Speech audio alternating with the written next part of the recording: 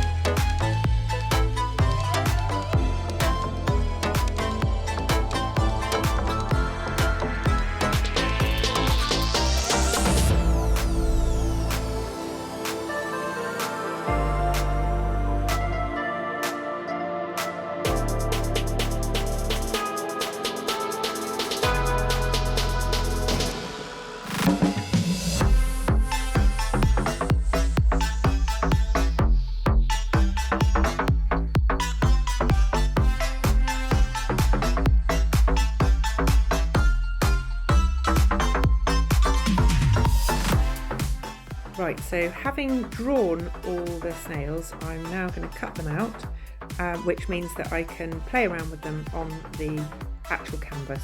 So I've just had a guess at the sizes, tried to put a bit of variety in, and doing the ones that I think will probably end up in the foreground bigger.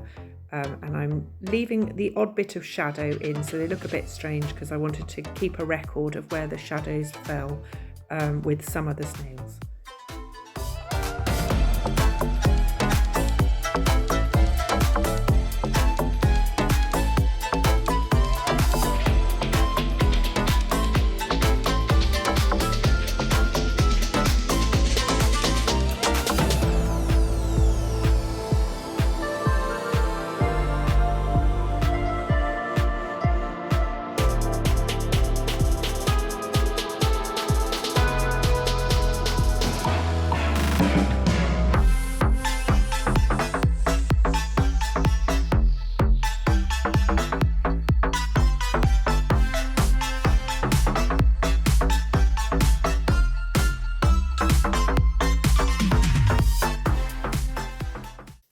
Okay, so I've now got 5 snails of different sizes in different positions to play with.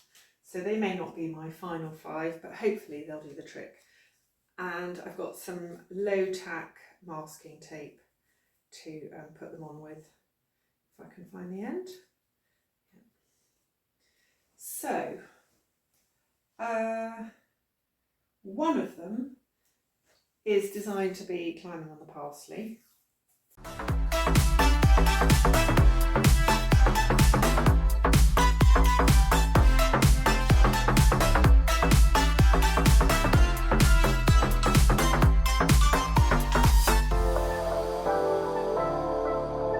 It's like putting a jigsaw together.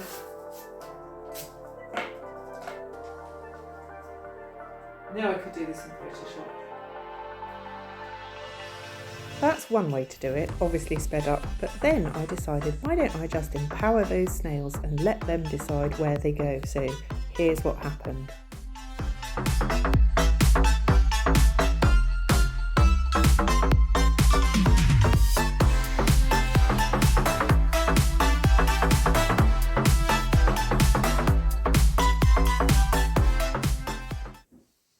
Right, just in time for the school pickup. I think I've got there. So here's the story. This one here is climbing up, gesturing towards the squid and creating a nice kind of arch. This one here is climbing in the parsley, so it'll be less visible, but it's got a really nice hook over one of the leaves. This one here is going to be in the dark, kind of in the shadow. I really want that pearlescence. I think that's going to look lovely, and it needs to be on the light side. I think that's kind of darker over there, so I think this will catch the light a bit better, and these two kind of relate to each other. So I know it's not a great idea to project onto creatures or indeed anyone our emotions, but this is a kind of story, so this is the story that I'm trying to make. Right, so next session I will be painting in the snails, and I'll probably make this base a little bigger, maybe make the top slightly higher, and maybe just adjust these lemons very slightly. But I think we're 50% there, which is a great turning point. Thanks so much for watching, and see you next time.